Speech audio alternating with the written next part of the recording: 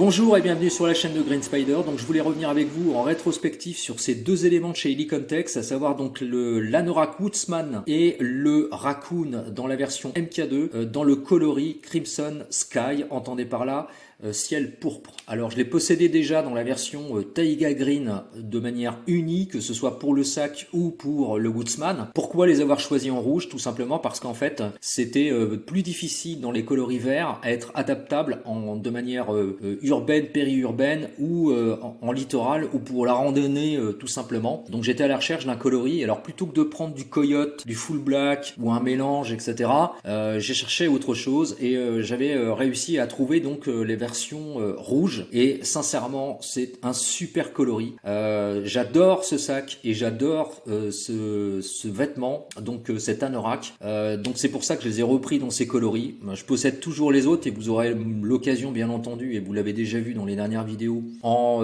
milieu forestier, de me voir avec ces éléments là, mais en rouge c'est pas forcément facile, et de même dans l'autre sens, en vert c'est un peu trop typé pour être en bordure de littoral ou en milieu périurbain ou en randonnée tout simplement, où on traverse des villages ou des choses comme ça. Donc c'est pour ça que je les ai pris dans ces coloris là. Je voulais vous en faire profiter parce que c'est vraiment une super couleur premièrement, et c'est surtout que ces deux éléments sont pour moi mes éléments favoris durant toute l'année 2023 et pratiquement la fin de l'année 2024, puisqu'on on est à 4 mois de la fin de l'année. Donc je voulais vous en faire profiter. La composition donc notamment de l'anorak Woodsman qui est à la fois avec du polyester, du coton, du polyamide et un peu d'élastane. C'est vraiment un élément, un vêtement super confortable qui résiste extrêmement bien aux différences de température, même en descendant un petit peu, hein, c'est-à-dire que quand on se retrouve avec 5-6 degrés, avec même pas une troisième couche dessous, juste un sweat ou quelque chose comme ça résiste très très bien, ça coupe super bien du vent, c'est très confortable, c'est complètement adaptable, etc. Bref, et c'est surtout que ça protège extrêmement bien, y compris d'ailleurs des intempéries.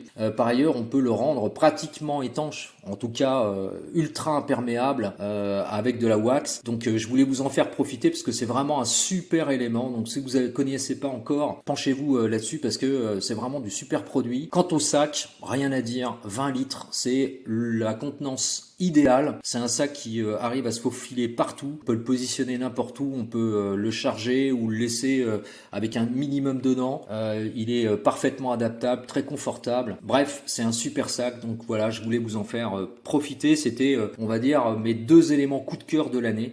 Donc c'est pour ça que je voulais vous en faire profiter. Voilà, donc j'espère que cette petite vidéo de rétrospective vous aura plu. Si vous avez des questions, n'hésitez pas, c'est toujours en bas, hein. Ça se passe par message privé. Je vous dis à très bientôt pour une prochaine vidéo. D'ici là, comme toujours, portez-vous bien et surtout, carpe diem. Salut!